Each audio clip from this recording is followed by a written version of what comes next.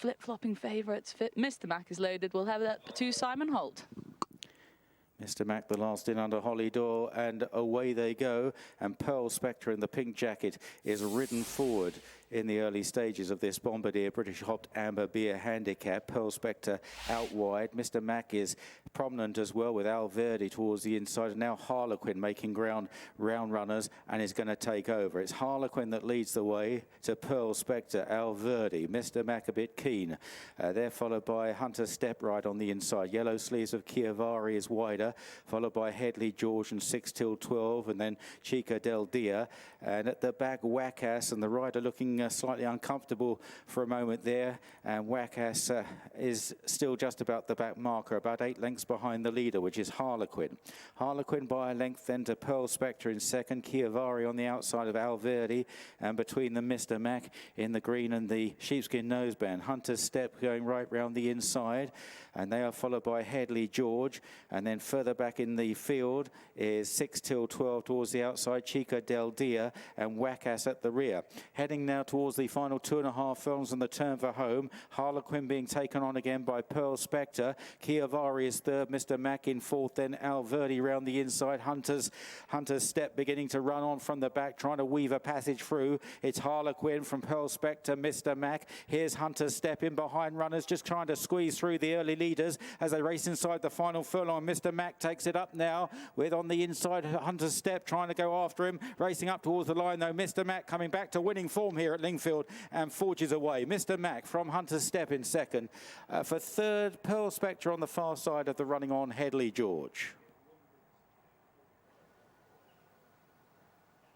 Well, Mr. Mac, the top weight under Holly Doyle, who went off in the end, the 11-4 favourite for Simon Hodgson and the team there, has come home the winner of this, our first race. And it was a far from ideal trip, I think, really. He was a little bit strong for a lot of the race. It looked like he was taking quite a keen hold under Holly. I think Holly had to be at her absolute best there in terms of just trying to settle the horse. You see here, it's come about 3 wide into the bend, and then here just looks a touch awkward in the visor near side. Holly gets down into the full drive, and at this point here you could see he then starts to really commit. That's his 4th win over course and distance here, his 6th career win. He loves it here at Lingfield, Mr. Mac, and he's bang back to form here now.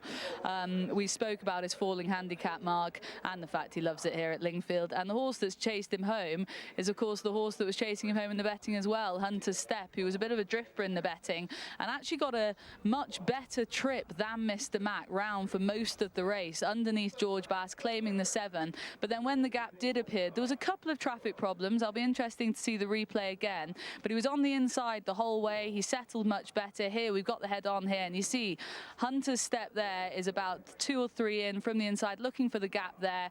And then at this point here, I thought he was actually still full of running, but meanwhile on the outside, the favourite Mr. Mac has got into full flow there, and then unfortunately Hunter's Step just couldn't make up the ground. The winner was away and gone, Gina, and I think he's done that really nicely at a track he loves, bang back to some sort of form. And Hunter's Step for me is still a horse to keep on side. Just bumped into a horse that loves it here at Lingfield, Gina.